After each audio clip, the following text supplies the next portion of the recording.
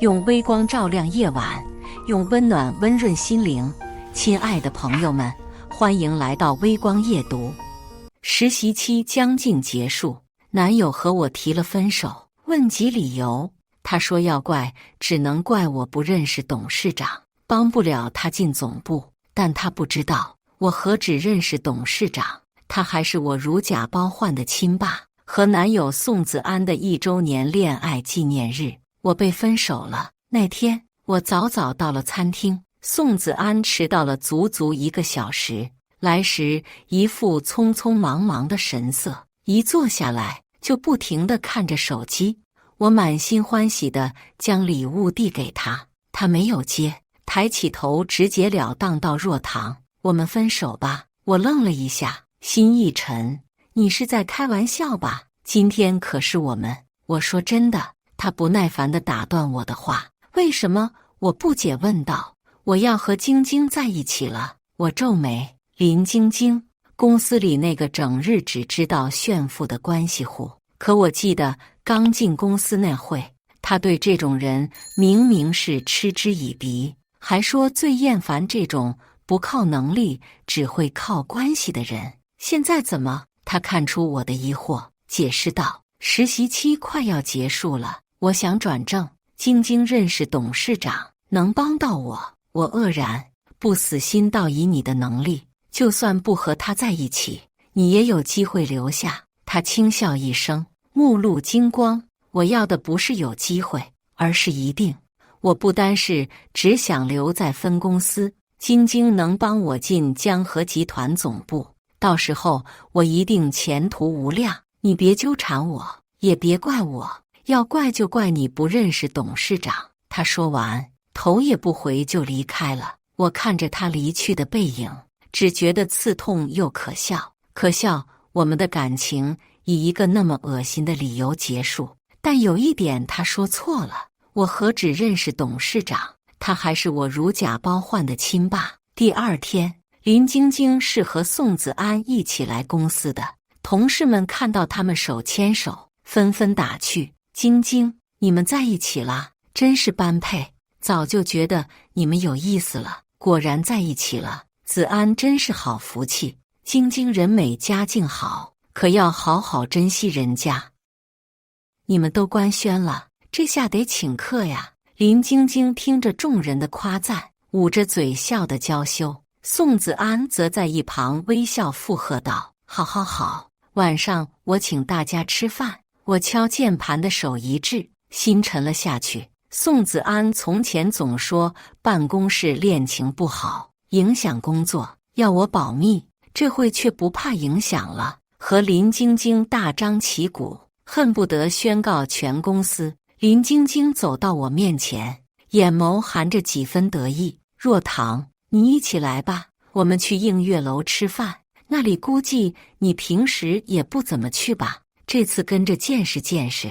一听到映月楼，同事们都惊喜地雀跃起来，那里可是最低人均消费500-600埃，我还没去过。晶晶，你们真是太大方了，真好，这下可以体验一下有钱人的生活了。林晶晶勾了勾头发，娇笑道：还好啦，我经常去，觉得那边的菜还不错。同事们的目光更加艳羡了。我敲打着键盘，头也没抬，淡淡回答：不去。他的笑容瞬间停在脸上，那些同事一看，纷纷上来维护他。我说：何若棠，人家晶晶好心好意，你怎么每次都不领情，也不知道拽什么？人家大小姐都那么请你了，你不去不合适吧？就是，晶晶能请你是给你面子，别给脸不要脸的。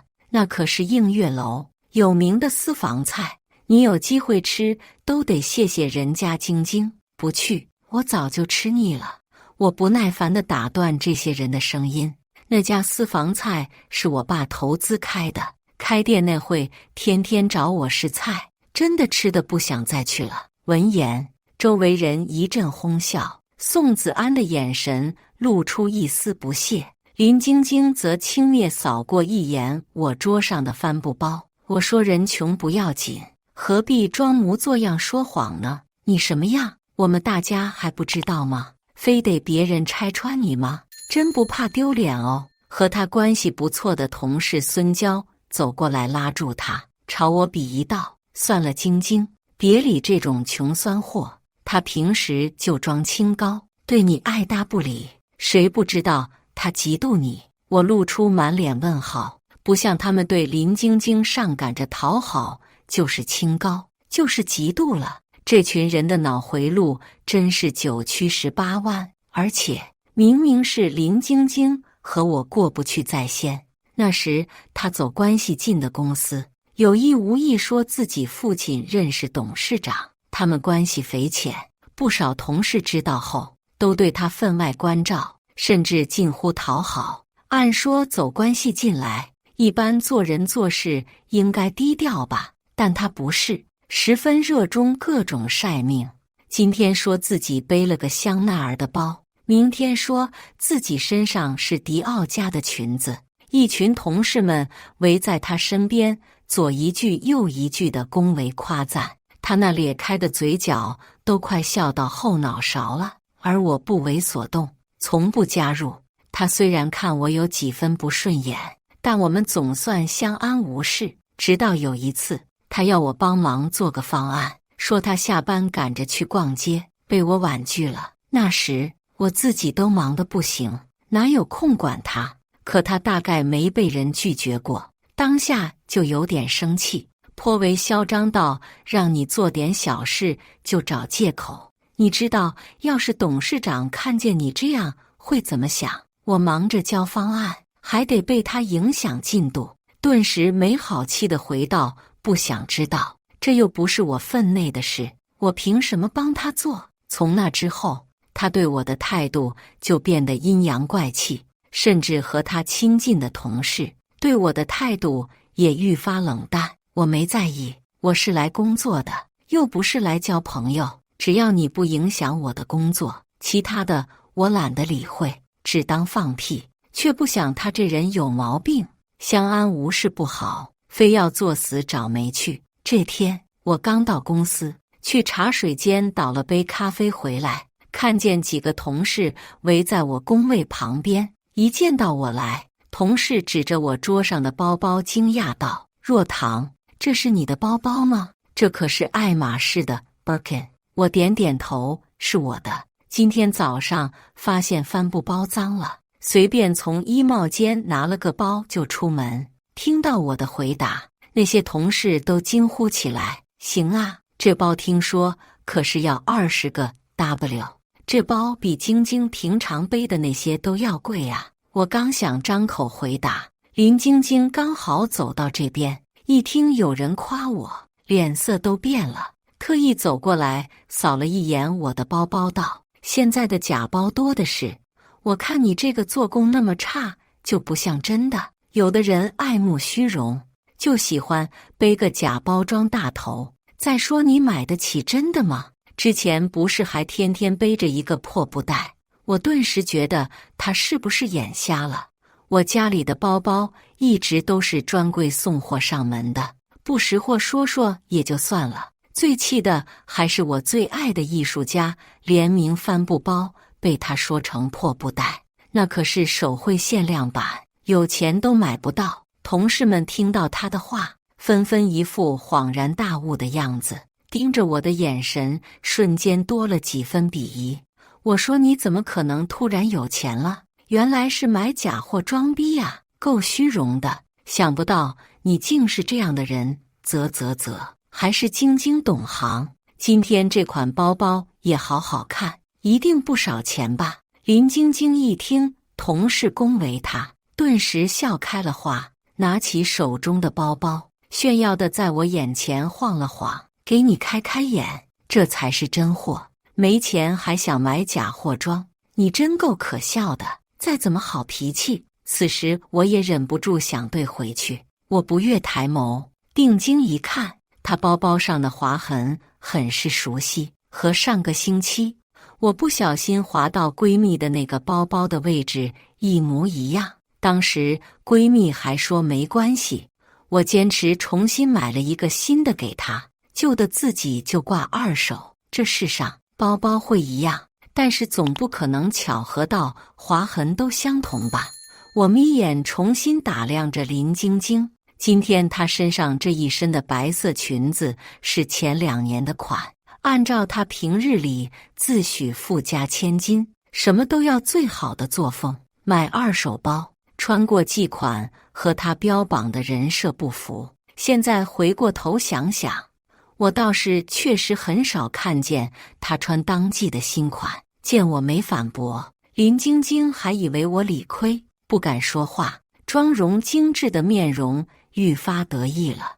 你要是真的想背大牌包包，你就开口，大不了我好心借你喽。买个假包，说出去都丢死人了。他捂着嘴笑得花枝乱颤，同事们也纷纷在旁边附和他。我淡淡回道：我有专柜发票在家，可以拿给你们看。他冷哼一声，满脸不信。不过我看你这个包倒是像是假的，是专柜买的吗？你拿得出发票吗？我话锋一转，果然他笑容一致，眼神闪过一丝心虚。你一个穷酸货懂什么真假？我才不会像你那么低级买假货。同事也帮着他说话，人家晶晶那么有钱，怎么可能买假包？我看你就是嫉妒晶晶比你好吧？我了然笑笑，好啊，那明天大家都拿发票出来，看看真假不就知道了。孙娇凑了过来，帮着他说话，拿就拿，晶晶买的是正品，还怕你的假货吗？林晶晶脸色又难看了几分，但还是扯出一个笑容，故作善解人意道：算了，万一他拿不出来，更加丢脸。哎呀，晶晶，你就是太心善了，这样的人还为他着想。孙娇狠狠瞪了我一眼，我勾起唇角道：放心，我一定拿得出来，你也一定要拿出来哦。我故意加重了最后一句话，他眼神闪烁了一下，你让我拿就拿呀，我可没有存发票的习惯。再说，你就算有发票又怎么样？谁知道你的包怎么来的？就你一个实习生，你买得起这种包吗？他含沙射影的质疑一抛出来，同事看我的眼神更加鄙视了，仿佛我的包是来路不正。我微微皱眉，真是造谣一张嘴，正想反驳他，经理走过来轻声呵斥：都处在这干嘛呢？这次的方案每个人都要做一份，最终决定你们在公司的去留。一听关乎工作，大家顿时作鸟兽散。林晶晶走时还不忘得意地看了我一眼，我沉下心，按照这架势，就算我把发票甩到这些人的脸上，估计他们也不会相信。要不是和我爸约好，实习期间不能暴露身份，我肯定不忍你。实习期临近结束，同事们都在忙着准备自己的方案，林晶晶也消停了不少。我忙完回到家已经是9点了，正打算叫个外卖，这时候电话响了，一接起来是我爸。他说在映月楼有个饭局喝了酒，叫我过去接他，顺便介绍合作伙伴给我认识。我摸摸饿扁的肚子，也好，加班那么晚，正好去蹭顿饭。吃完饭出来，我爸喝得不少，脚步有些虚浮。我扶着他送上副驾驶，打开车门时，感觉远处好像有人看我，回头却没看见人。我拍拍额头自嘲，估计是加班加昏头了。第二天一走进公司，从前台到办公区，感觉周围的氛围怪怪的，同事看我的眼神比之前更加一言难尽。没多久，人事主管把我叫到办公室，一副语重心长的口气：小何，本来公司是不干涉个人生活，但是你的问题有点严重，你的作风问题全公司都知道了。什么作风问题？我一头雾水问他，还不承认？听说你被老男人包了，有人亲眼看见的。主管看着我的眼神透着几分鄙夷。我听谁说的？这是造谣。我沉声问道。晶晶亲眼看见，还能有假？劝你就别狡辩了。呵，果然还是他。公司里也就只有他闲得没事，非要找我茬。他说你就信了？请问有证据吗？你调查过了吗？我冷静地问他，大概是没想到一个实习生敢这样说。他自觉领导的尊严被冒犯，他猛地大力拍了拍桌子，指着我鼻头怒斥道：何若棠，犯了错还敢顶嘴，公司才不会浪费时间调查你的破事。人家晶晶认识董事长，说的话肯定是真的，你自己好好反省一下。你一个小姑娘还敢狡辩？等过了实习期，我就叫你滚蛋。此刻我无语到了顶点，这种傻子当初是怎么招进来的？钱主管，你说的是我没做过，还有实习期结束后的去留，不是你来决定，而是总部的人来考核，没别的事。我先忙了，没理会他在我后面吹胡子瞪眼，我头也不回就离开了。回到工位上，周围人的窃窃私语聒噪如同一群苍蝇，我没去理会，继续写方案，直到我收到了宋子安发来的信息：何若棠，看来晶晶说你爱慕虚荣没错，居然为了个包签够你花1个月了。我熬夜费尽心思的方案，凭什么给林晶晶？而且只值1000就算了，她怎么会觉得1000块能花1个月？我1个月的零用钱都是她10倍。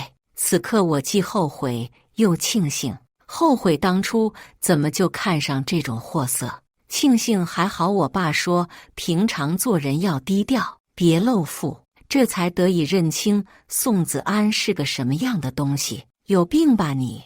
我忍着怒气回完消息，一把将他拉黑了。与此同时，周围人也看了过来，眼里无一例外都是鄙视、不屑和厌恶。孙娇捧着咖啡停在我旁边，故意大声道：我说有人怎么突然被爱马仕了？原来是被人包了，真是不知羞耻。有这种人做同事，真是恶心。周围的人一阵嗤笑。林晶晶走到他旁边，娇笑道：难怪若棠上次说吃腻了映月楼，想必跟着别人吃过不少次吧？之前我还误会你没吃过，你不会介意吧？这次的照片就是在映月楼拍的。他又阴阳怪气地提起这件事，更是坐实了我被人包的事实。但他们这些人想必和里面那个傻子主管一样，是不会听我解释的。我揉了揉眉心，戴上耳机。这2人整天不干正事，只知道搬弄是非，以后要是让他们留在公司，就是我无能了。下班的时候，我正在旁边扫共享单车，林晶晶堵住了我，嗤笑道：是不是被金主甩了，只能骑个破单车？我无语，他还真是阴魂不散。走哪跟啊？我家的大平层就在离公司不到1公里，平时走路回去就当锻炼了。今天累了，所以才骑个共享单车。我家就在盛世国际，骑车有什么问题吗？我冷冷道。他笑得更是不屑，上下打量我一眼。盛世国际那可是高端豪宅，就你这副穷酸样配吗？把你卖了也住不起，我看是你金主的家吧。我白了他一眼，果然和这种人多说无益。我推着单车就要走，他一把拉住我的车头：何若棠，反正你在公司也待不下去了，你的那套方案拿给我用用，也算你对公司做最后一点贡献。我用看傻子的眼神看着他，我的方案凭什么要给你？而且谁说我在公司待不下去？他轻哼一声，趾高气扬：我用你的方案是看得起你，给你面子，别以为我不知道你的金主是谁。他掏出手机，耀武扬威给我看屏幕。原来他不只拍了1张照片，还有好几张是我爸的正脸照。我和董事长那么熟，要是我告诉董事长夫人，你说会有什么后果？他晃着手机，上面是我妈的电话号码，我差点忍不住笑了。有本事他就去。我倒想知道，当他亲自戳破我的身份后，会是个怎样的反应。看着他得意洋洋的模样，我无所谓的耸耸肩，随便喽，你想去就去嘛。他瞪大眼睛，不可置否地惊讶道：何若棠，你真够不要脸的。我再次无语，甚至对了回去，要别人的方案要得那么理直气壮。论不要脸，我还真比不上你。你说谁不要脸？宋子安的声音传了过来。林晶晶顿时像找到靠山，亲昵地拉着他的手臂。子安，你看他在欺负我。宋子安抚地拍了拍他，又拧着眉看向我。何若棠，你别太过分了。晶晶只是需要这套方案，你给他又不会损失什么。我冷哼一声，讥讽开口：他不是认识董事长吗？直接找董事长啊，非要找我干嘛呀？宋子安一下被噎住了，看着我说不出话来。倒是林晶晶脸色虽然不太自然，但还是梗着脖子道：你不要给脸不要脸，看得起你才勉强用你的方案，别真把自己当回事了。我正想发力对回去，旁边响起小车的喇叭声。林晶晶一看，气焰顿时嚣张起来。我懒得跟你一个骑破单车的计较，我家的劳斯莱斯接我了。子安，我们走，别理这种穷酸货。他挽着宋子安的手，姿态高傲，头也不回地上了车。我扶着共享单车，看着那辆黑色的劳斯莱斯渐行渐远，越看越不对劲。这5个8的车牌，分明就是我家的车。回到家，我打了个电话给我爸，直截了当地问他是不是认识林晶晶。他想也没想，疑惑地问道：是谁？他随后思考了一下，恍然大悟道：那是老林和李嫂的女儿，没记错的话，就和你在一个分公司。司机林叔，我不确定地问道。是啊，他女儿之前找不到工作，就求着我给安排一下。老林3番2次求我，我一心软，就给安排当个实习生试试看，能不能留下就看他本事。原来如此，难怪他竟然可以坐上我家的车。挂了电话，我勾起唇角，原来有人在公司一直装富家千金，这下可有意思了。公司的实习考核很快就到了，宋子安都被留了下来。意外的是，林晶晶也通过了。她这个人能力不足，平时就喜欢将事情推给那些狗腿子做。她的方案这次倒是和宋子安的有异曲同工之处。我看着宋子安乌黑的眼圈，猜想大概是他帮着做的。为了攀上林晶晶，他也真是够拼了。只是如果他知道真相后，又会是什么表情呢？想到这里，我唇角忍不住微扬。这时，林晶晶花枝招展地站起身来，眉眼含笑。为了庆祝留在江河集团，我请客，周末去我家的别墅聚餐，大概是为了炫耀。他又瞥向我，次搬到以后大家还要做同事，以前的事我不计较，你也来我家的别墅玩吧。宋子安搂着他，含情脉脉。晶晶，你真是太善良了，这样的人也请他去。几个同事也上前附和。对了，晶晶，你家的别墅在哪？有人问道。林晶晶笑得更是得意，做作地拢了拢头发，在岳麓庄。话刚说完，同事们都惊呼起来。听说那里的别墅最少都要8位数。晶晶，你家真的太有钱了，那里可是真正的豪宅呀，好想去见见世面。还好有晶晶，这次终于可以去开开眼界了。宋子安看他的眼神瞬间亮了起来，像捡到什么大宝贝一样。我本来想拒绝他的，不用想也知道他叫上我只是为了秀他的优越感。但是此刻我改变了主意，我皮笑肉不笑地答应了他。他有点意外，但到底没在意。我看着他得意的笑脸，这不巧了，我家在岳麓庄园就有一栋别墅。晚上，我爸回到家，问我周末要不要回岳麓庄的别墅。不回的话，李嫂打算做个大清洁。我挑挑眉，嘴角扬起。那边的别墅平日不常去，所以一般只有李嫂在打理。我笑笑摇摇头，不回。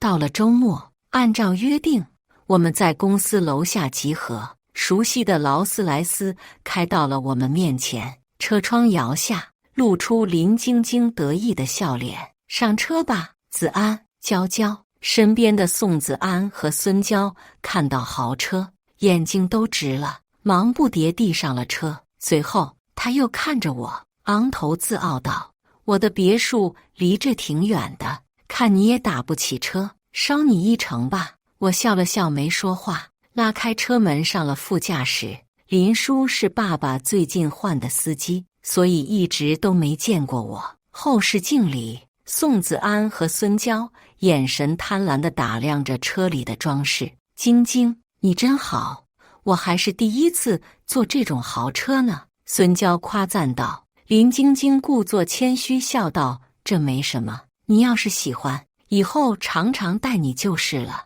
我喝着奶茶，看到旁边的林叔握方向盘的手瞬间紧了起来。我勾了勾唇角，刚想拿出手机，啪嗒，奶茶不小心倒在了车上。怎么那么不小心？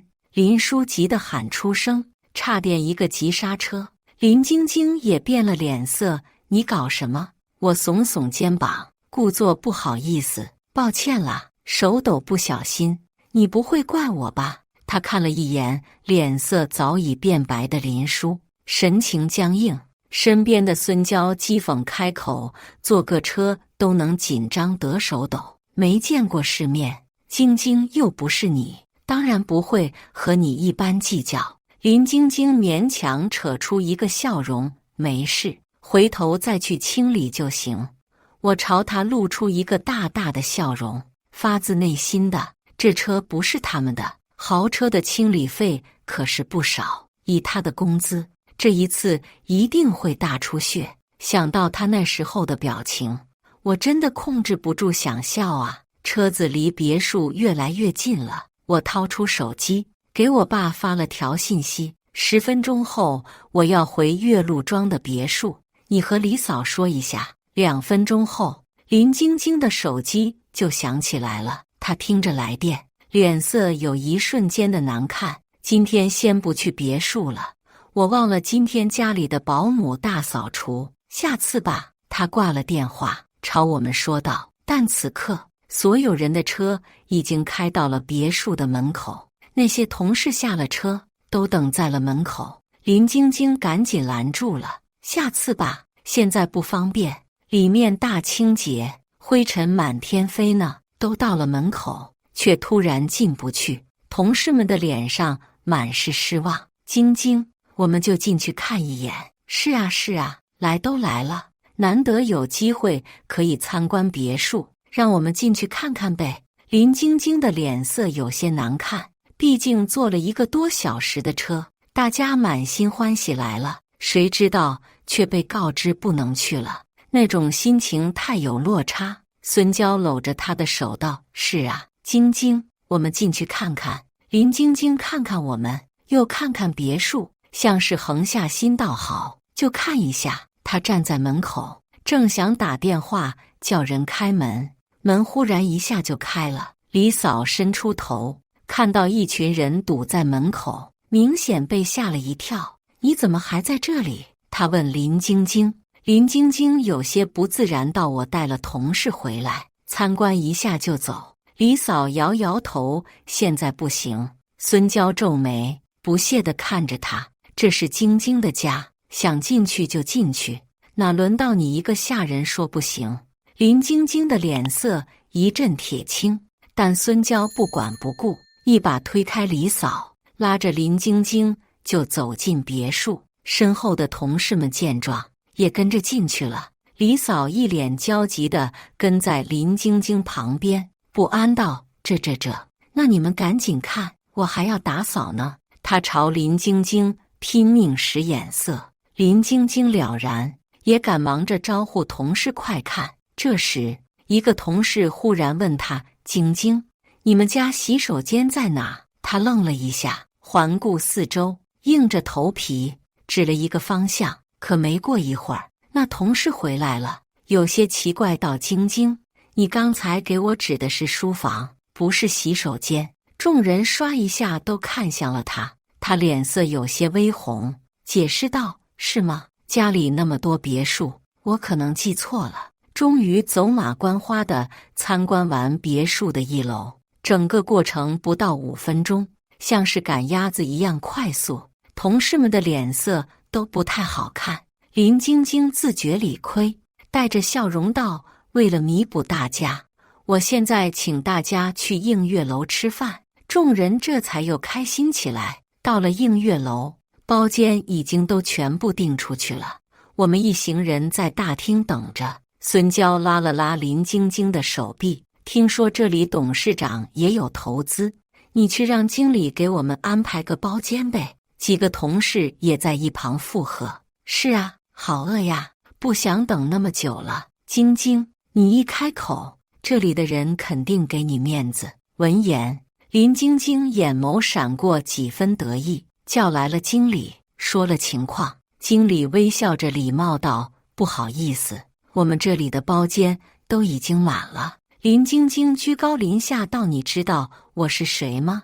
我可是认识江河集团的董事长。经理好脾气回答：不好意思，我不知道您是谁，待会有房了，我们第一时间告诉您，可以吗？当着同事们的面，他顿感有点失了面子，于是更加不满，命令道：你现在必须安排个房间给我们，不然我告诉董事长，有你好受。经理一时有点傻眼，就在不知道怎么回复他时，听到了我在旁边扑哧一声笑，他忙走到我面前，恭敬道：何小姐，您来了，明月号包间已经为您预留好了。林晶晶顿时瞪大眼睛，不可置信地看着我：经理，你刚才不是说没有房了吗？经理朝他微微一笑：明月号包间是只为贵宾预留的，不对外开放。这下同事们个个都惊呆了。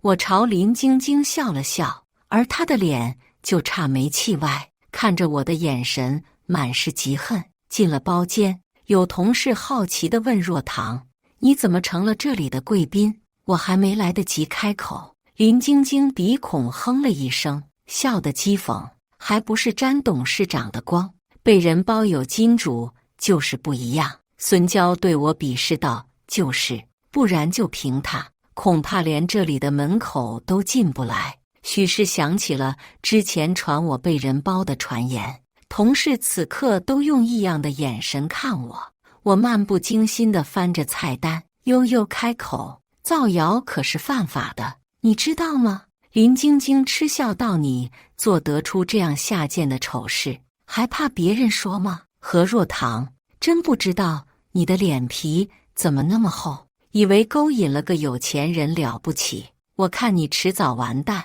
我抬眸直视着他，我最后说一次，我没有被人包，如果你还是这样继续诋毁我，后果自负。我站起身来，这顿饭看来是没必要吃了。在门口等经理给我叫的车时，林晶晶和同事又回到了大厅等位。几个同事一顿折腾，心生抱怨：你说晶晶干嘛非得和别人过不去？这下好了，被赶出来。我这么大个人，还没遇到这种丢脸的事。我肚子饿得不行，一天就等这一顿，别墅看不成，饭也吃不上，真是晦气。林晶晶的脸色很不好看，我勾起唇角，经理倒是个会做事的。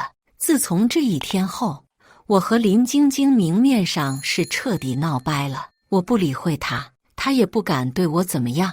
年会前一天，他在茶水间看见我，走到我身边，阴恻恻低语：何若棠，你得意不了多久，等着吧，我要你滚出公司。他没头没脑丢下这句话，搞得我莫名其妙。年会这天，她打扮得光鲜亮丽，穿着一袭红色的修身长裙，身边的宋子安也穿得人模人样。坐在他身边颇为得意。同事们围着他不停夸赞。我刚走到他们的那台桌前，就被林晶晶叫住：“何若棠，身上这件是香奈儿的新款吧？有金主就是不一样，等下有得你出风头。”他话里有话。我瞥了一眼她的裙子，不穿新款，难道像你天天穿过季的？你这条我记得可是2年前的了。你不是千金大小姐吗？怎么连条新款都穿不起？他的脸一下涨红起来，咬牙道：“你得意什么？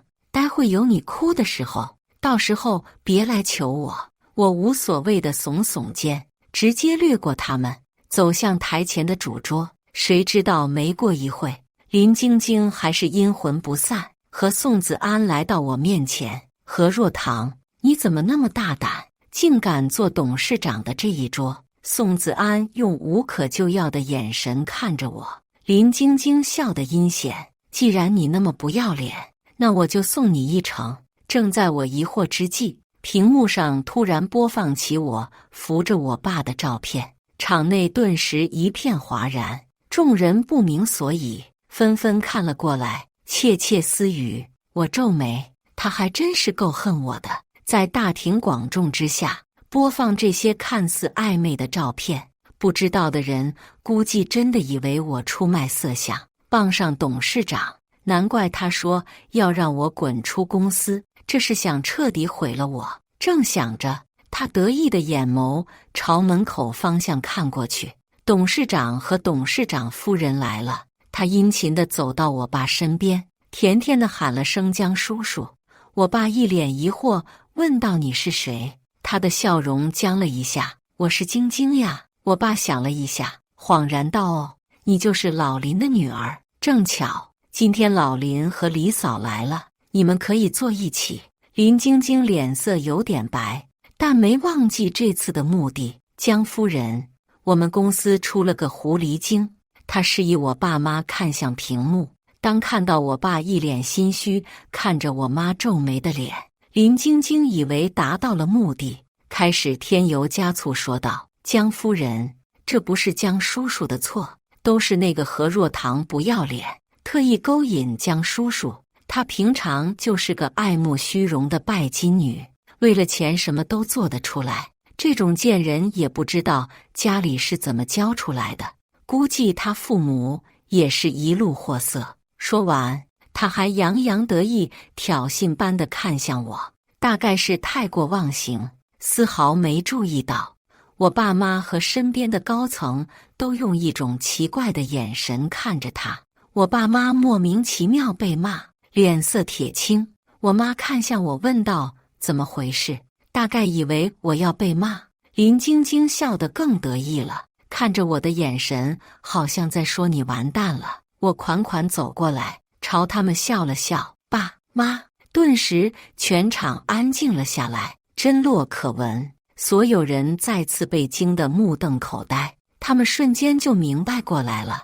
林晶晶的笑容消失了，只剩下震惊。随后不死心地说：“不可能，你都不是姓江，怎么可能是董事长的女儿？不可能，不可能的。何若棠，一定是你不要脸，妄想攀江家的亲。”他面容扭曲，眼神恶狠狠地瞪着我。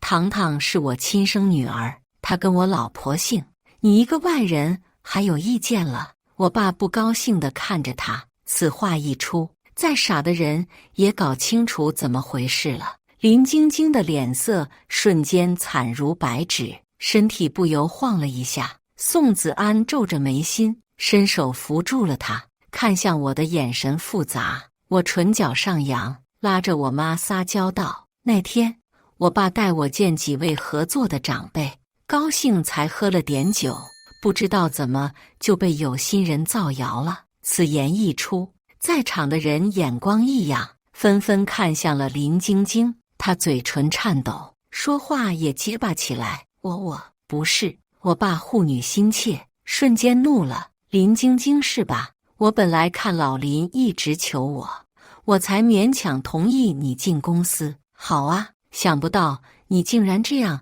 造谣我女儿。”我都舍不得骂他一句。得了，你明天别来上班了。不，你现在就离开公司，离开这里。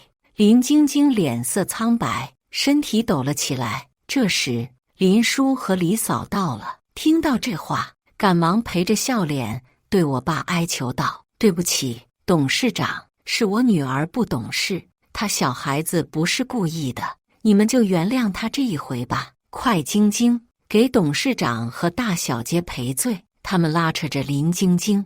咦，这不是那天的司机和保姆吗？孙娇眼尖，惊讶地喊了出来。同事们也反应过来，是啊，他们居然是晶晶的父母。那他这是冒充富家千金？天哪，真奇葩！原来他才是虚荣怪，还天天在办公室炫富。我早看他不顺眼了，还说别人装大头，原来他自己才是最装的那一个。笑死！我看他那些包包衣服才都是假货。林晶晶的脸色白了又红，红了又青，当真是十分精彩。见他不说话，林叔急了起来，推了他一下：“快呀，给大小姐道歉！”我勾起唇角，看傻子一样看着他。他支支吾吾半天，嘴唇嗫嚅：“对不起，是我的错，你就原谅我吧。”我笑意更深了。道歉我收下了，但我可不打算原谅你。他瞪大眼睛，不可思议道：“我都道歉了，你还想怎么样？”我晃了晃手机：“你涉嫌造谣，我已经报警了，你就等着吧。”一句不痛不痒，也不是发自内心的道歉，压根抵不上对被造谣者的伤害。他愣了一下，随后忽然破口大骂起来。我爸不耐烦地挥一挥手，保安把大吵大骂的他请了出去。看吧，这种人果然不值得原谅。年会总算开始正常进行了，我爸妈正式将我介绍给了全公司认识，还宣布我将接任集团的总经理。年会结束后，宋子安在酒店门口拦住了我：“我们聊一聊吧。”我轻哼一声，不以为意道：“公事麻烦到公司再和我说。”哦，不对，以你的级别还不到直接和我谈。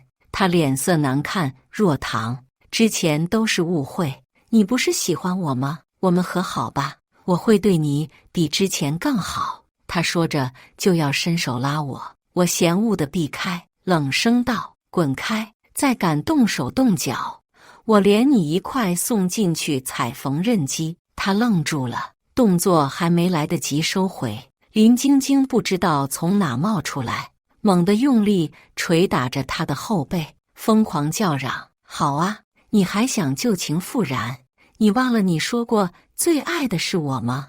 你说过他比不上我一根手指头。”宋子安本能地挡住，却被他新做的美甲划伤了手臂，瞬间也发起火来，朝他狠狠推了一把：“我现在跟你分手，你这个虚荣怪，竟然骗了我那么久，还骗我熬夜帮你做方案，平常还花我那么多钱，你给我还回来！长成这样也不照照镜头，夸你几句还真信，丑八怪，你怎么可能比得上我的若棠？”林晶晶疯了一般朝他冲过去，当着所有人的面，两人扭打了起来，画面简直精彩纷呈。不过我也没多少兴趣，坐上了车，扬长而去。林晶晶被我爸开除了，因为造谣，还接受了法律的制裁。听说宋子安还起诉他，要他把谈恋爱期间的钱给退回来，他不肯，两人一直在扯皮。林晶晶的父母也辞退了，我爸还是心软，多给了2个月的工资。我亲自去整顿了分公司的风气，他们对我的态度简直180度转弯，恭敬有礼的不行，拍马屁对我来说没用，但凡工作能力不足，一个不留。宋子安因为帮林晶晶工作作假，第一个被炒鱿鱼。他的跟班孙娇被查出方案是抄袭别人的，临走时还哭着求我网开一面，我没理会，让保安把她嫁了出去。有这惠子哭的功夫，不如多提高自己的能力。至于宋子安，还是阴魂不散。我把他号码拉黑了，他还能换号码来求复合。好在我拿起了法律武器，说要报警，他才终于消停了。站在办公室的落地窗前，我喝了一口咖啡，望着远处的城市风景，由衷地笑了。我的新生活现在正式开始了。故事完，接下来是我们本期第2个故事。为了锻炼我爸把我踢到了公司基层当小职员，没想到我男朋友嫌我是个穷逼，把我甩了，跟经理的外甥女在一起了。可是我爸是董事长啊。晚上男朋友洗澡的时候，他的手机突然响了，卫生间里水流哗哗作响，他没听到。我走过去一看，手机屏幕上显示来了一条短信。我拿起手机，是 LV 官网的短信：姜卫先生，您购买的货品已于2022年6月7日上午送达您指定的地方，祝您购物愉快。我笑了，明天是我的生日，这些天看姜卫一直没动静，我还以为他忘了呢。我虽然不太喜欢 LV， 可是这毕竟是他的心意。我还是打开了他的手机，上了官网，看了看他下的订单。果然，他买了一个2万左右的蓝色小包，很清新，很适合夏天。这个颜色我挺喜欢的，看来他是用心选了。我看了一眼卫生间的方向，把短信标记未读。姜卫应该是打算给我一个惊喜，我就假装不知道好了。过了这半年，我也打算给他一个惊喜。其实我们现在实习的盛阳是我家的公司，我爸就是董事长盛开强。毕业的时候，为了更快让我接受家里的生意，我爸决定把我踢到基层，从小职员做起，不许跟任何人说我是你爸，你给我老老实实自己干。我倒是无所谓，反正我迟早要继承家业，了解了解公司文化也挺好。但是我还是跟我爸多要了一个名额，把姜卫也塞进了公司。毕竟以他的2本学历是不可能通过投简历进盛阳的。那之后姜卫对我千恩万谢，这些日子一直对我很好，我也觉得他是个知道感恩的人。打算过段时间把事情跟他说清楚，看看结婚后能不能培养他在公司做个经理的职位。肥水不流外人田嘛。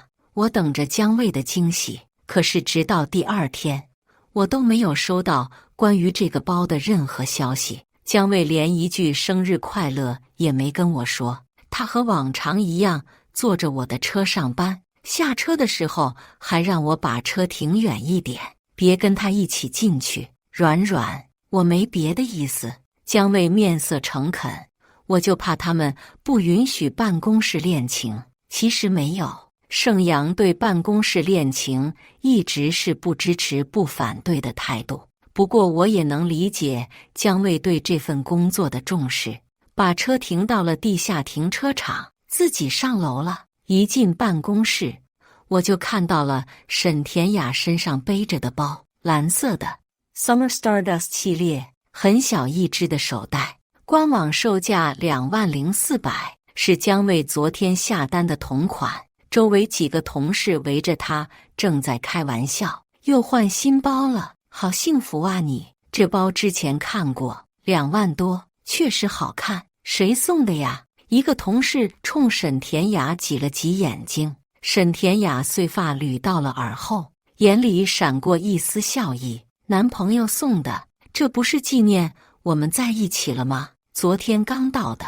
我愣愣地看着他手里的包，一个系列，一个款式，一个时间。如果说这是巧合，那未免也太巧了吧。我心里一沉，同事们纷纷笑道：谈恋爱了呀，恭喜恭喜，你男朋友是对你真好。我们田雅长得好，家里有钱，是标准的白富美，你男朋友太有福气了，什么时候领我们见见啊？一边沈田雅瞥了我一眼，轻笑道：快了，等让他请你们吃饭。一整天我都心事重重，我想，或许真的只是个巧合。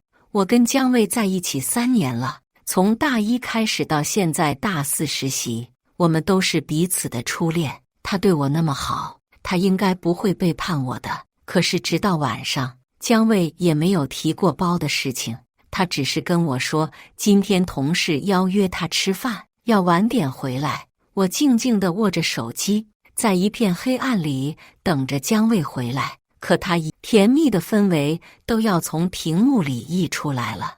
我瞪着酸涩难耐的眼睛，一字一句地看着那条配文：未来可期，余生请多指教。相处3年，1000个日日夜夜，那只手就是化成灰了，我也能认出来，那是姜卫的手。2022年我生日这天，我就这样被分手了。早上姜卫回来的时候，我没说话，他带着满身的春风得意和香水味坐到了我身边，最后还是他忍不住先开了口：你都看见了吧？我抬起头看着这张熟悉的脸，毫无疑问，姜卫是好看的，俊秀的面容，183的身高。之前追他的女生能排出几支足球队，可他从来没回应过。我一直以为他是不一样的。一夜未睡，我的嗓子已经干得不成样子。我坐在沙发上哑声道：为什么？我以为他会说什么遇见了真爱，他喜欢上了沈田雅之类的。可他想了想却道：我想留在盛阳。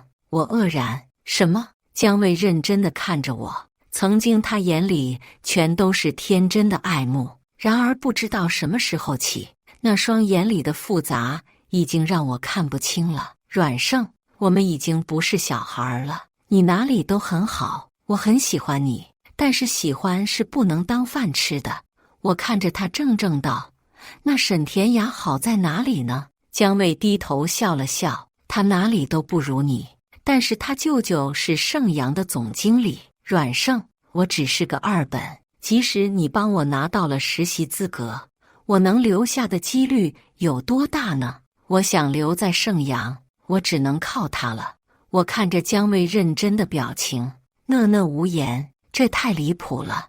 我想跟他结婚，让他当总经理，他却要甩了我跟总经理的外甥女在一起，这简直何其可笑。姜卫继续道：我不想出去打工，炒酒玩酒挣1个月几千块钱，盛阳是大厂，我真的很想留下。对不起，他说，但是没有物质的感情就像一盘散沙，都不用风吹，走几步就散了。阮胜，我没有办法，要怪就怪你舅舅不是总经理吧。我人傻了，这一刻我甚至都没有感觉到伤心，我只是觉得很魔幻。是我舅舅是不是总经理，我也不知道我舅舅是干啥的，但是我爸是盛阳的董事长啊，我都不知道该哭还是该笑。半晌后，我叹了一口气，直直地注视着姜卫。好，我成全你，祝你幸福，希望你不要后悔。姜卫笑了，他凑上来轻轻地帮我整理了一下头发。我不会后悔的，我很清楚自己要的是什么。人往高处走，水往低处流。阮胜，希望你能早点看开，这个社会是很现实的。我点点头，是啊，确实很现实。谢谢你教会我这一课。我跟姜卫就这么分手了，以一种极其戏剧化的方式。没了男人，我开始把所有的心思都投入进了工作，每天加班到凌晨。最近企划部有一个合作项目，我一直在加班做提案。这个项目并不算大，但是因为之前被总裁亲自问过，所有各个部分都很重视，竞争非常激烈。如果我的提案被采纳，就能顺利地留在盛阳，或许将来就能参与规模更大的项目。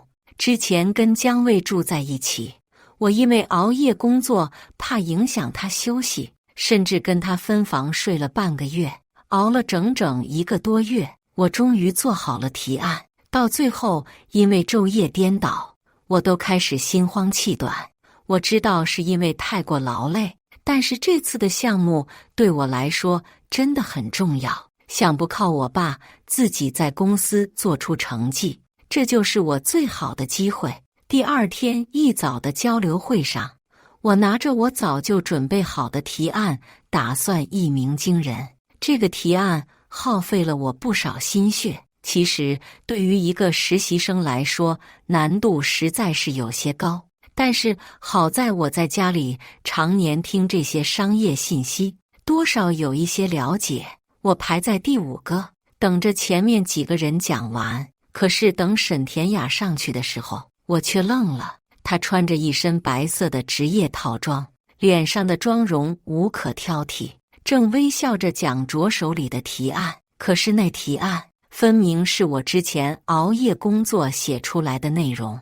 我大脑嗡了一下，瞬间一片空白。沈田雅微笑着看了我一眼，眼神里饱含嘲讽和恶意。她嘴角勾起，熟练地讲解着我的每一条构思。这不可能，沈田雅甚至和我都不是一个组，怎么可能会拿到我的提案？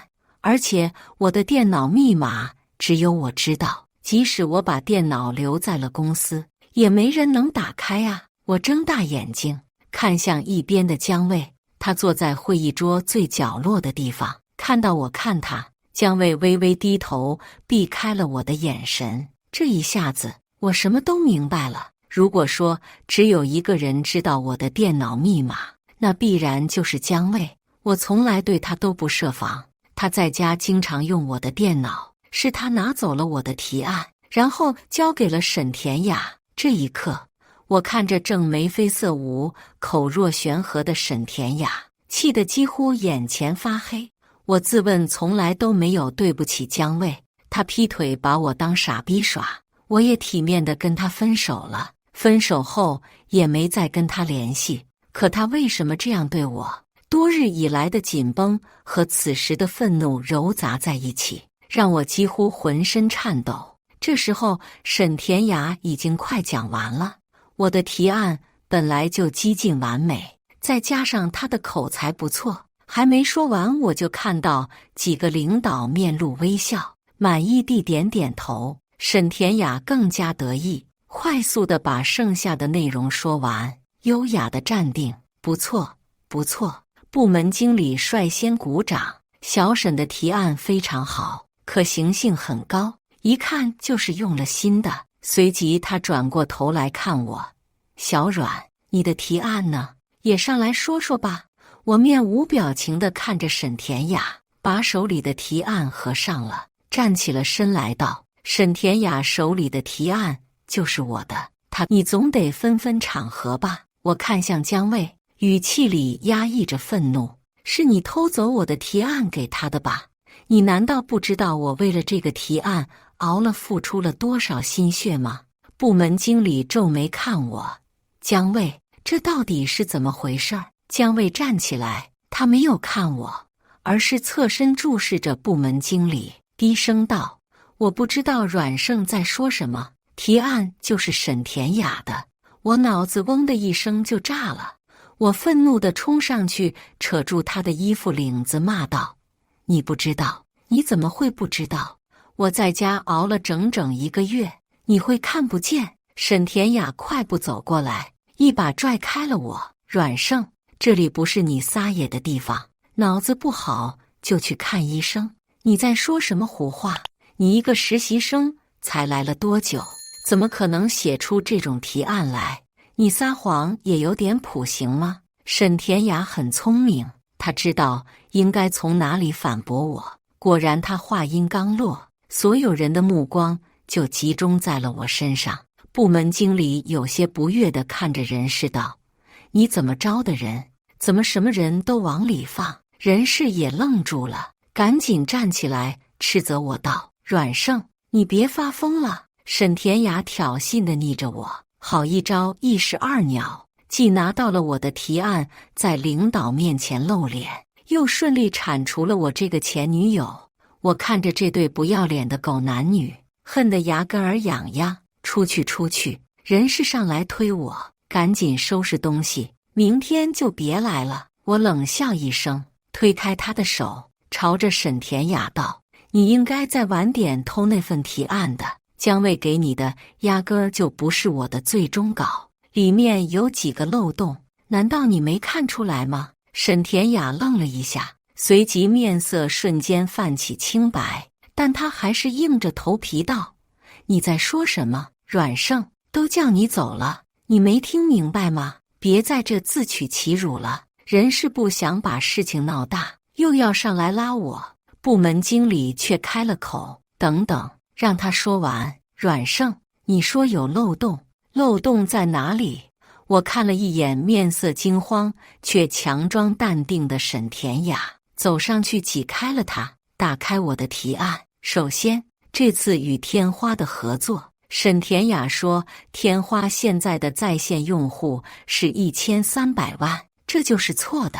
据我后来查询统计，除去重复账号和无效账号，天花的实际用户大概在900万左右，所以这个价格给得太高了。其次，天花的信誉也并非提案里说的那么好，虽然他们的官网没有显示，但是我查到他们在21年还有一笔坏账没有结清，这很可能会导致他们的资金链断裂。我微微抬头，瞥了一眼沈田雅，嘴角露出一丝笑意。沈田雅，你偷走提案的时候，压根本就没仔细看过吧？只是直接拿过来了。我劝你没这个本事，就别吃这碗饭。部门经理的面色严肃起来。你说坏账，拿给我看看。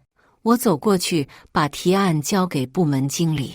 他一目十行，看完那一页，沉思道：“我记得的确天花有这么一笔账，你说的不错。”他这话一出口，沈田雅的脸瞬间煞白起来，姜卫也面色铁青地盯着我。所有人都明白到底是怎么回事了。小沈，部门经理脸色微沉。小姑娘有进取心是好事儿，但是用错了地方就不好了。经理，沈田雅身体晃了晃，颤声道：“不是这样的，您听我解释。”别说了，小阮，一会儿把提案送到我办公室。部门经理打断了他的话，瞥了一眼他和姜卫，转身出去了。我对着沈田雅微微一笑，如愿看到了他咬牙切齿的表情。你别得意得太早。沈田雅眯着眼道：“阮胜，我舅舅是经理，这件事儿对我不会有任何影响。”我白了他一眼，懒得和他说话，转身出去了。晚上下班的时候，我刚想上我的小破车，手腕却突然被人拽住了。姜卫语气很不好：“阮胜，你今天为什么要那么让田雅下不来台？”我简直惊呆了，转身瞪他：“你没毛病吧？有病就赶紧治，那个提案对你来说又不是很重要。”他烦躁地揉了揉头发：“你以后还会有很多这种提案，但是这个机会对田雅来说特别重要。她本来有可能升组长的，偷别人的东西去升职吗？”我看着眼前的姜卫，只觉得特别陌生。我本来说好给他提案，他升组长就会去求他舅舅把我留下。姜卫皱眉看着我，脸上全是不赞同。你现在让我怎么办？阮胜，你只是一个实习生，你又不缺那份提案，你去跟部门经理说说好不好？你就说是你胡说的，把你的最终版发给沈田雅，事情还有的挽救。我彻底被姜卫的不要脸震撼到了。之前我没看出他是这样的一个人啊。短短几个月，一个人真的会变得面目全非吗？我呆呆道：“那我呢？我怎么办？”姜卫一愣，随即侧过脸去轻声道：“我会跟田雅说说，让她把你留下。”我气笑了：“姜卫，你说这话自己信吗？有多远滚多远好吗？再他妈跟我放这些狗屁，我就去把事情闹大。他沈田雅能留下，你就得他妈收拾铺盖走人了。你怎么变成这样了？”姜卫微微睁大眼睛：“你以前很善解人意的，我感觉再多跟他说一句话都要吐出来了。要不是我爸不许，我现在就要回家，让他把这对狗男女踢出去。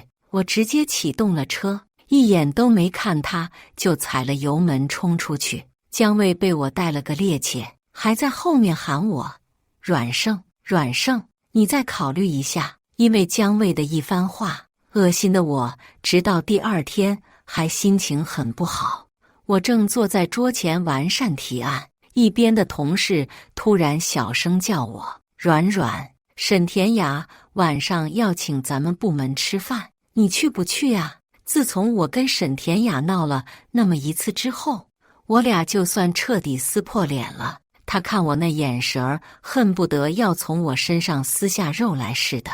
我也不知道人怎么能不要脸到这个地步，可能这就是不是一家人，不进一家门吧。龙找龙，虎找虎，癞蛤蟆找辣辣姑。沈田雅因为总经理舅舅的原因，到底没受什么影响。部门经理给了他一分面子，没再提起这件事，连带着姜卫也被保了下来。不过我也并不是很在意，等我接手了公司，由我治他们的时候，且让他们再蹦跶一会儿。我还没答话，沈田雅就来了我们办公区，大声道：晚上我请客，和盛楼，大家务必赏光啊！同事有些愿意捧他臭脚，恭维道：沈大小姐出手就是不一样，和盛楼人均不得好几百，今晚上又能享福了。是啊，也就跟着田雅沾沾光，我们自己哪舍得去？一定去，一定去！我转过去，假装没听见。沈田雅却特意走到了我跟前，她身上还背着姜卫送她的刀 V， 走到我跟前，有意无意地展示着那个包。阮胜，你今天晚上也会去的吧？我们之前可能有点误会，不过同事之间哪有什么深仇大恨呢？他笑着看着我，瞥了一眼一边的同事。对呀，那个同事会意附和道：去呗，田雅都亲自邀请你了，不去可就是不给人家面子了呀。我看着沈田雅眼底深处隐藏不住的恶意，心说我他妈给你们这群避什么面子，你们也配。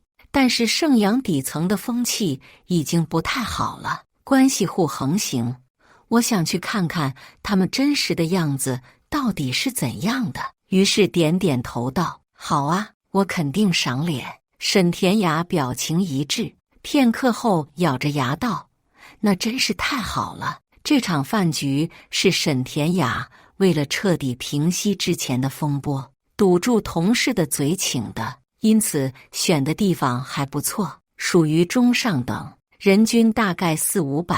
我开着我的小破比亚迪就到了饭店。其实我毕业的时候，我爸送了我几辆车，帕拉梅拉、大 G、阿斯顿马丁，但是我不喜欢那么高调，几乎从来没有开过，连姜卫都不知道。一到门口，我就看到所有人都在围着沈田雅，众星捧月似的，连之前态度特别不好的人士都对着他笑出了一脸褶子。姜卫在他身边微笑着，感受着与有荣焉的自豪。这场景看得我很不舒服，我不想过去凑热闹。沈田雅却一眼就看到了我，她眼睛一亮，在人群中伸出手来，指着我大声喊道：阮胜！我顿了一下，转回头来跟几个同事打招呼。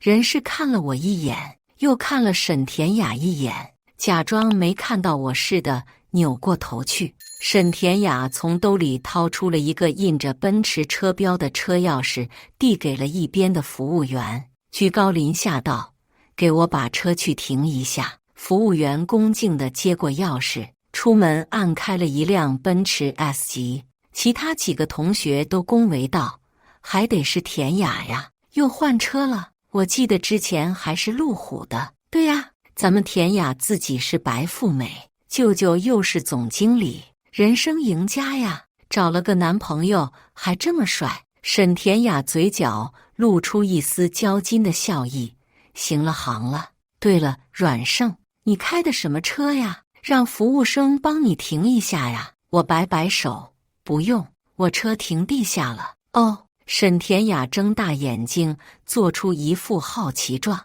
你开的什么车呀？我平静道。比亚迪。啊，他夸张道。我看你背的包都挺好的，还以为你家里条件很好呢。哎呀，哪有那么多你这样的白富美呀？你就是太天真了，田雅。任氏也点了点头，意有所指道。现在有些小姑娘啊，就是太虚荣了，用那种贷款买包呢。你条件这么好，不知道也是正常的。我看了看自己身上的包，爱马仕喜马拉雅钻扣，我妈给我买的，我也忘了具体多少钱了，大概能买2辆奔驰 S 吧。其实我对奢侈品是完全不追求的，但是我妈经常给自己买的时候，也捎带着给我买一个。我家里的包多的都装不下了，这些包对我来说跟帆布包没啥差别，我都是换着背。之前可能背过 Gucci 和香奈儿什么的，被沈田雅看到了，都是高仿罢了。任氏继续道，我朋友圈就有卖的，一个 A 货才几百，你可别被骗了。有些人不是真的白富美，就爱装白富美。沈田雅一听这话，捂着嘴笑了，还真是长见识了。一边的姜卫表情复杂地看着我，似乎有些怜悯，又似乎有些鄙夷。我看着任氏，不知道他对我为什么有这么大的恶意。明明我从来没得罪过他，不过转念我就明白过来了。任氏最近正面临着升人事经理的岗位，有不少人都在盯着这个岗。他知道我跟沈田雅之间有矛盾，想踩着我讨好沈田雅，让他在他舅舅面前美言几句。我看了一眼任氏，记下了他的名字。这个小人我必须铲除，最晚年底就得让他下岗。这种东西如果当了人事经理，掌管盛阳的人事，盛阳岂不要变成关系户的天下？几个人奚落了我一番，就围着沈田雅进了包厢。沈田雅坐在主位上，随便把我安排进了一个角落，我也不在意，自己吃自己的菜。可沈田雅还是不打算放过我，她指着我身上的包笑道：“阮胜，你这个是喜马拉雅吧？做的还挺真的。你这个多少钱啊？背个假包也不嫌丢人。”任氏轻蔑地看了我一眼，背个高仿更丢人好吗？沈田雅笑着点点头，对呀，阮胜，我没有别的意思，但是做人最好别太虚荣，你说呢？整个包厢都静了下来，所有人都看向了我，大家都感觉到气氛变了。沈田雅已经开始对我集中火力了，我有点烦了。这群人平时不好好工作，给他们发钱就在这勾心斗角，这可是我家的公司啊！可我还没来得及说话，一边坐着的王姐就开口了：“沈田雅，你那车是租来的吧？一天多少钱呢？”我惊讶地看着她。王姐也是人事部门的，但她家是真有钱，是最早的一批拆迁户。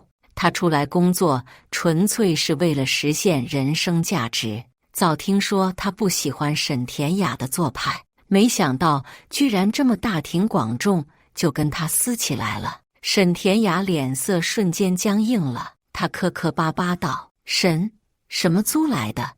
王姐你说什么呢？”王姐笑了，她拿出手机来找出一个人的朋友圈：“你这辆车我朋友也租过，沪 T431X， 因为是我的生日，我就记下来了。没钱就别硬装，连奔驰也得租。做人最好别太虚荣，你说呢？”沈田雅面色一白，张了张嘴，却没说出话来。其实他那辆车的车牌号我们压根就不记得，但看他这个反应，所有人都明白是怎么回事了。这个白富美还真是装出来的。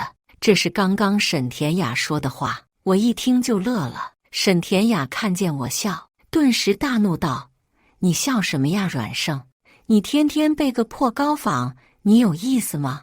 我车是因为去 4S 店保养了才租了辆车，你呢？你那辆破车卖废铁都不要吧？”我笑道：“急了急了，我这包能买你2辆车，你装什么呀？2辆车？”沈田雅轻蔑地笑了：“谁不知道你天天开个不到10万的车上下班？你能背200万的包会开这种车？你撒谎也有个限度好吧？”一边的人士也附和道：“对啊，吹牛逼也有个度，阮胜，虚荣还无所谓，撒谎就是人品问题了。”姜卫满脸失望地看着我：“阮胜，你什么条件我最了解了，你跟田雅认个错，把这事儿翻篇吧。”我被这群傻逼气得正要拍案而起，一边的王姐却突然拿过我的包，认真地看了看后，表情严肃下来。爱马仕的喜马拉雅铂金包，还是钻石扣的，雾面白色，这确实是真的。我也有一只，不过我的是普通款的。阮胜，你深藏不露啊！别人说话，这些人还不信，但是王姐一开口，所有人就都震惊了。大家都知道王姐家有钱，什么爱马仕对她来说就跟玩儿一样，她的眼神是不会出错的。沈田雅的表情十分精彩，她愣愣地看着。什么？王姐轻轻摸了一下包面，赞叹道：“我也想买这个来着，没买到。不过对于奔驰都要租的人来说，你应该见都没见过吧？没见识不可怕，没钱还要硬装旧。”王姐把包递给我，朝着沈田雅挑衅地抿了抿唇：“怎么可能？”沈田雅失态地大喊：“我不信！姜卫明明告诉我你很穷的。”姜卫也不敢置信地看向我，所有人看着沈田雅的目光都冷了下来。本来以为是家里有权有势的白富美，没想到连车都是租的。我没搭他的话，跟同事们笑道：“大家吃饭啊，这家虽然便宜，但是菜还是挺实惠的。”同事们对我的态度客气了很多，目光似有如无地流连在我的包上。接下来的半场，沈田雅一句话都没有说，强撑着挺到最后去结了账。我走出酒店，跟沈田雅笑道：“快把车还回去吧，晚了就要加钱了。”同事们纷纷捂着嘴偷笑。沈田雅恨恨地瞪了我一眼，如果目光能杀人，他可能就要把我钉死在这了。晚上回家的时候，姜卫给我发了一条短信：“你这么有钱，为什么不早告诉我？你是不是故意的？你怎么能这样？”阮胜，你一直就没信过我。我冷笑一声，拉黑了姜卫的所有联系方式。晦气！这件事过后，我跟沈田雅真正势同水火起来。我的提案通过了，顺利地凭着自己留在了盛阳，姜卫也留下了。因为沈田雅跟人事打了招呼，我们3个也不知道是什么孽缘，都被分配到了一个小组。这天下班的时候，我被同事叫住了：“副经理让你去一趟办公室。”他的表情欲言又止，我估计没什么好事儿。果然一进办公室，我就看到了人事、沈田雅、姜卫都在屋里，有这几个人在保证没好事儿。我有些烦躁，看着副经理等他说话。副经理点了点人事：“你把具体情况跟小阮说一下。”人事斜睨了我一眼，不怀好意道：“是这样的，张总，第3组的人太多了，其他组都控制在10个人以内，只有第3组是11个人。我们觉得这样下去会增加公司的运营成本，应该从第3组裁掉1个人。”沈田雅嘴角勾起，我一下子就明白了，8成又是他搞的事，只不过这次来了个釜底抽薪，打算把我踢出去。我有时候真的很佩服沈田雅，她真是坚持搞事从不松懈，就好像我是她杀父仇人一样。我没搭理人事，直直地看向副经理。这个副经理平时就跟沈田雅走得很近，估计这次只是走个形式，想要把我直接劝退。果然，副经理点点头道：“你说的有道理，那你觉得应该裁掉谁呢？人事上前一步道：第三组最新来的有沈田雅、姜卫和阮胜。沈田雅工作努力认真，参与了不少项目，能力杰出。姜卫为人处事也很好，小伙子很有潜力，也爱学习。阮胜，他白了我一眼道：阮胜在同事里风评挺不好的，仗着家里有钱，工作不认真，也不团结同事，总是跟同事有矛盾。张总，我觉得应该裁掉阮胜。我被他瞪眼说下话的本事气笑了。何姐，我来了3个月，交了4个提案，我工作不认真，我仗着家里有钱，又是怎么仗了？你说我跟同事有矛盾，说的是哪个同事啊？人事连看都没看我，轻蔑道：这就是你跟前辈说话的态度。你父母没教过你什么叫教养？副经理也皱眉道：小阮啊，一个巴掌拍不响，别人说你有问题是希望你进步，你不要总从别人身上寻找问题，年轻人要谦虚一点。沈田雅得意地看着我，一边的姜卫也点头道：张总，我可以作证，阮胜确实总是跟同事有矛盾。之前田雅请同事吃饭，想缓和一下关系，阮胜说话夹枪带棒的。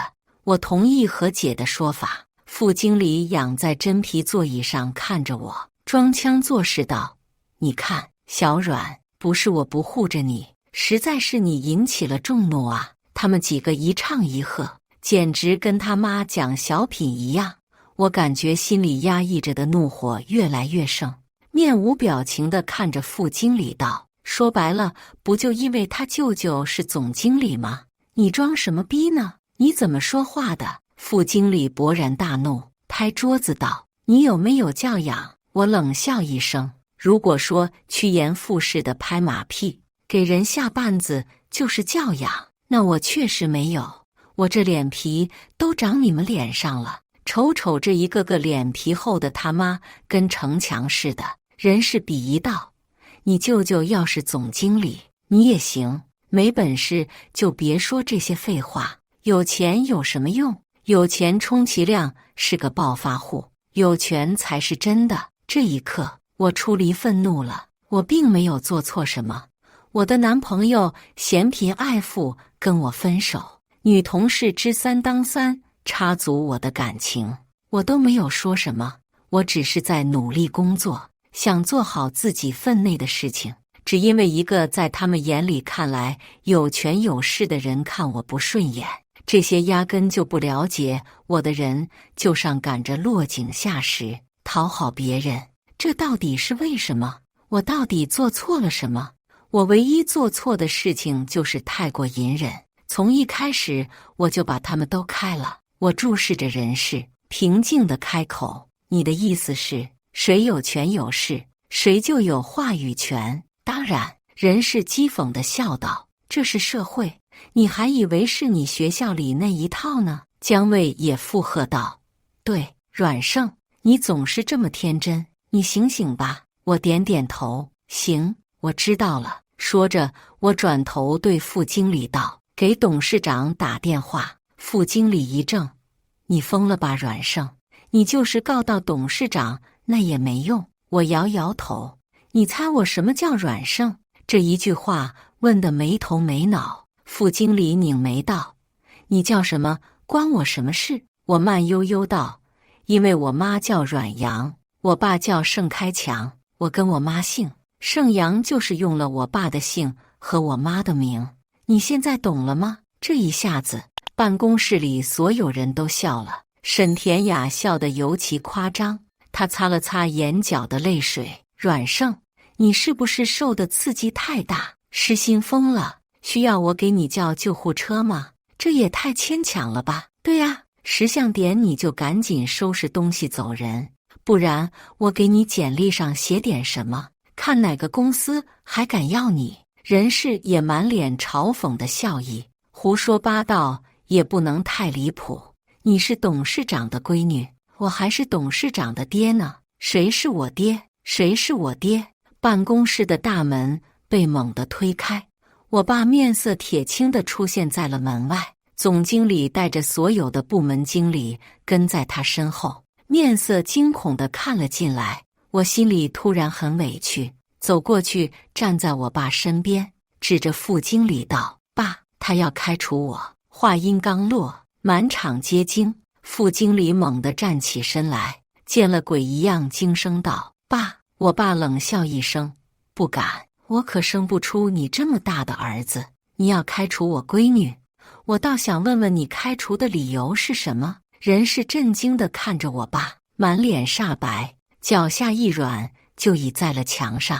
副经理额头早已冷汗涔涔，他瞪着我的眼珠子几乎都要从眼眶里出来了。随后一下子反应过来，陪着笑道：“董事长，这都是误会。”“什么误会呀？”我爸踱步进来，一屁股坐在了副经理的真皮座椅上。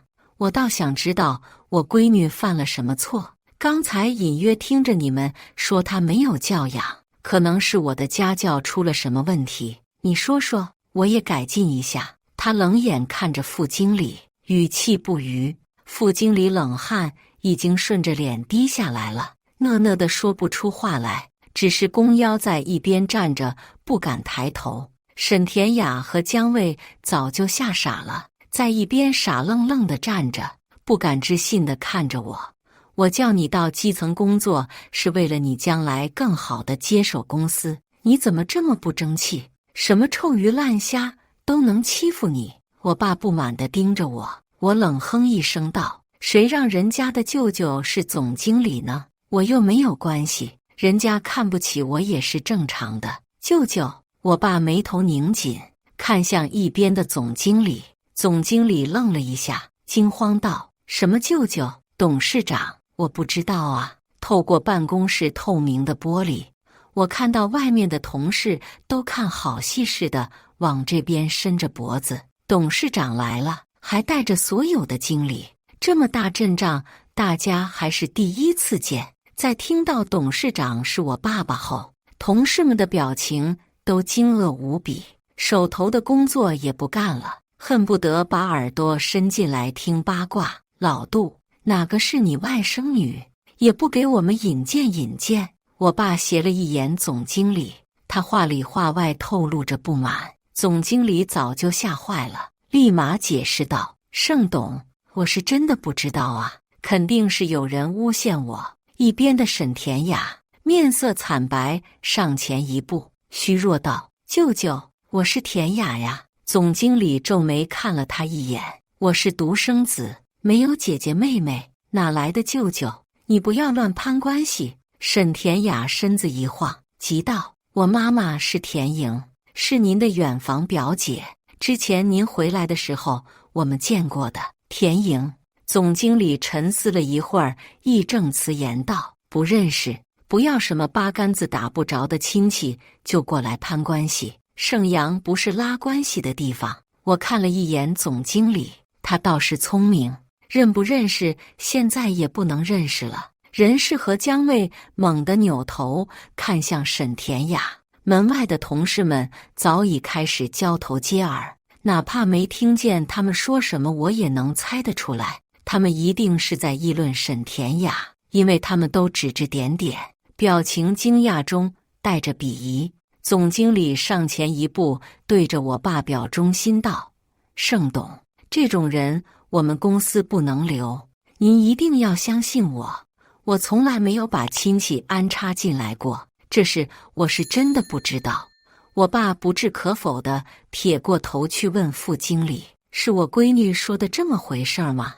你们看不起她就要开除她？我倒不知道，在我自己的公司里还有人能开除我闺女，你好大的威风啊！”副经理早已吓得两股战战，那边的人事更是简直就要当场晕过去了，一个劲儿的连说不敢，都是误会。我爸没搭理他们，站起来走到我身边：“公司的业务学得怎么样了？下个月开始你就接手吧，到管理层来，基层的业务了解了解就够了，主要还是要做好公司的规划管理。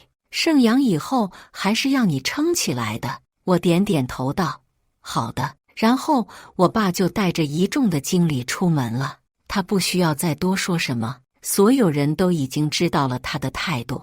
总经理回过头来，狠狠瞪了一眼部门副总，冲着我恭敬道：阮小姐您放心，这事儿我们一定会处理好的。我点点头，跟着走出去。从副经理办公室出来的时候，所有的同事们看着我的眼神都变了，他们面色严肃，都在假装工作。之前帮沈田雅骂过我的人，大气都不敢出，埋着头恨不得把自己藏起来。沈田雅呆滞地跟在我后面出来，这一下子所有人都知道，总经理压根就不是他的亲舅舅，他只是在扯着虎皮，拉着不知道哪门子远房亲戚的关系，在公司里横行霸道。之前还对他谄媚无比的同事，现在全部都变了脸。大家早就受够了他那一套，纷纷落井下石，嘲讽道：还真是长见识了，没见过上赶着攀关系的，这他妈不纯一个骗子吗？牛皮都快吹破天了，一表3000里的表舅也能算舅舅？你舅舅简直要被你坑死了呀，沈田雅！是啊，怪不得连车都是租来的，感情什么都是骗来的，要不要脸啊你？还有人直接去把他桌上的东西一把拿走道：之前说你舅舅是董事长，把我的杯子和包都拿走了。好家伙，原来你这是诈骗啊！沈田雅有些无助地退了一步，撞在了身后姜卫的身上。他扭过头来，泪眼盈盈地看着姜卫。姜卫没说话，他表情很难看，一把推开了身前的沈田雅道：你居然骗我！沈田雅失魂落魄地看着他：我没骗你，他真是我舅舅。再说了，你不是说跟我在一起是因为喜欢我吗？姜卫冷笑道：喜欢你？你也配？沈田雅惊呆了，看着姜卫说不出话来，眼泪一下子涌了出来，哆嗦着嘴唇说不出话来。我看着这一出闹剧，心里实在是有些厌烦，跟经理打了个招呼就提前回家了。我想休息一下，可是没过多久，我的门就被敲响了。打开门一看，姜卫正捧着一束花站在门口。我心里实在叹服，这家伙变脸变得也太快了，刚才还恨不得置我于死地，要把我踢出公司，现在就能屈能伸来给我送花了。姜卫满脸诚恳地看着我：软，之前是我鬼迷心窍，对不起，我不喜欢沈田雅，我真的就是一时糊涂，你能不能原谅我？我刚要说话，他又打断我道：但是你也一直都不信任我，你如果早告诉我你爸爸是盛阳的董事长，我们也就不会分手了，你也有错呀。我简直无语至极。我看着姜卫道：你既然这么想当个老板，就不该来找我，你直接去找我爸就得了。姜卫面色沉痛，扑通一声跪在了我面前，哭诉道：软，真的对不起，我真的知道错了，我们在一起这么多年，彼此都是初恋，你再给我一次机会好不好？人都会犯错的，你得给我一次改正的机会啊！他哭得就好像死了爹妈一样，我看着他这副作态，心里作呕。我轻声道：你记不记得分手的时候，我叫你不要后悔，你跟我说保证不会后悔。姜卫凑过来抱住我的腿：我后悔了，我真的后悔了，但是我还是喜欢你的软。我跟沈田雅在一起只不过是为了留在盛阳，我想等我扎根下来就跟他分手，再回来找你的。我嘲讽地笑了笑：那我是不是还应该感到荣幸？姜卫，我本来是想半年后接手公司就让你当总经理的，但现在看来你似乎更喜欢当总经理的表外甥女婿，别再来找我了，我们在一起3年，别让太我看不起你。说着我就把门狠狠关上了。姜卫在门外嚎啕大哭，哭得我心烦意乱，干脆走到卧室，把门关上，大声地放起音乐。他现在哭，只是因为他后悔错过了当总经理的机会，但他后悔的从来都不是跟我分手。这个人真的太现实了，我不禁想，钱有的时候真是个好东西，就像照妖镜一样，能照出皮囊下到底是人是鬼。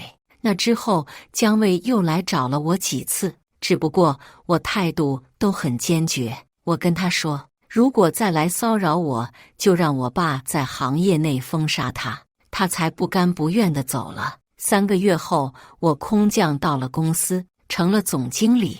在进公司的第1天，我就被沈田雅叫住了。她憔悴了许多，脸色枯黄，看起来过得不是很好。那个一直背着的蓝色 LV 也消失了，听说是被姜卫要回去了。他拦住我，脸上的表情谦卑而恭敬，和之前的趾高气扬截然不同。但我还是能看出他眼底深处隐藏着的不甘。阮胜，他低头小声道：“之前是我太不懂事了，我为我的所作所为和你道歉，能不能请你大人不计小人过，别跟我计较了。”他的声音里带上了哭腔。我这些天过得很不好，也算得到惩罚了。我以后再也不这样了，求求你，如果离开盛阳，我真的活不下去，你发善心好不好？我看了他一眼道，在你仗势欺人的那一刻，就该想到有人也会这样对你。己所不欲，勿施于人。这个道理不用我再教你了吧？我给过你很多次机会，现在已经晚了。我转身把沈田雅甩在原地，身后传来了她低低的哭声，绝望又无助。升职的第1天，我就给全公司开了一次大会。巨大的会议厅里乌泱泱的一片人，但我还是第一眼就看到了姜卫和他身边面色苍白的沈田雅。主要是他俩的脸色太难看了，难看的特别出众。之前针对过我的人，我爸都没有开除，他的意思是把这些人留给我立威。新官上任3把火，我站在台上拿着话筒，看着下面许多正低着头颤抖的人，这些都是之前针对过我的人，只不过现在他们的表情全然不同了。我清了清嗓子，我们盛阳正在走在国际化的路上，是要把盛阳打造成国内外顶尖的品牌，而现在公司内出现了很多不良的风气，这是发展道路上不可避免的。但是我希望我上任之后不要再看到这种所谓的关系户横行。我希望每个人都能凭着自己的真本事吃这碗饭，把盛阳一起打造得越来越好。目前的乱象必须得以整顿。沈田雅、姜卫、何琼还有张启超，你们不想着怎么好好工作，天天把心思放在怎么拉关系攀高枝上，把整个盛阳的风气搞得一团糟，一会儿就给我收拾东西走人。财务会给你们多结1个月的工资，盛阳不欢迎你们这种人。这几个人身子一晃，几乎支撑不住，面色惨白地低下头。如果不是看过之前他们不可一世的样子，我还真不知道这些人都有2副面孔。我站直身子，看着下面所有的人，他们的表情有的畏惧，有的震惊，有的好奇，所有人的目光都是不一样的，但他们眼里都有一种东西叫做臣服，臣服于我的位置。我突然明白了，我爸为什么让我隐藏身份到基层体验生活。其实这件事对我来说也不是坏事。如果我一直在我爸的庇护之下，那我是绝对看不到这些人真实的一面的。我心里感慨万千，扫视了一遍所有人敬畏的目光，沉声道：“散会。”沈田雅一下子歪倒了，愣愣地坐在了地上。我看着这些人失魂落魄的样子，心里突然释然了。这些人不过是我人生路上的小小插曲，过眼云烟。我走得越高，他们就越渺小。我收回目光，朝着办公室走去。今晚还有一个谈判，我得养精蓄锐。我的路还有很远，未来一片光明。迟早我会不需要依靠我爸，让所有人对我真正臣服。感谢大家的观看。本期影片大家觉得是第一个故事精彩，还是第二个故事精彩呢？欢迎大家在下方评论区讨论。如果你喜欢这类故事，记得点击订阅微光夜读，并分享给更多的人，这会对我帮助很大。再次感谢大家的观看。